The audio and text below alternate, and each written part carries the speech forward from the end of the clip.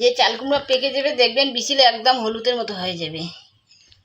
এই চোচাটাকে আমি কি করে তুলি দেখতে থাকুন। এই চোচাটা কিন্তু একটু মোটা করে তুলতে হবে যাতে সবুজ রঙটা থাকে না। হ্যালো বন্ধুরা, নমস্কার। প্রতিদিনের মধ্যে আজকে একটা আমি ভিডিও নিয়ে এসেছি। আজকে আমি চাল কুমড়া মোরব্বা বানিয়ে দেখাবো।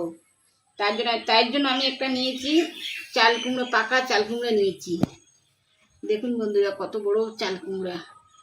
আর এই মোরব্বা বানাতে গেলে কিন্তু পাকা চাল কুমড়ার দরকার। চাল কুমড়া পাকা কী করে বুঝবেন? দেখবেন যে এইরকম পাউডার গায়ে লেগে আছে, হাতে দিলে এরকম করে ভরবে, তাহলে বুঝতে পারবেন যে এই পাকা চাল কুমড়া। আর এই পাকা চাল কুমড়া দিয়ে মোরব্বা ভালো হবে। এখন আমি এই চাল কুমড়াটাকে কেটে নেব।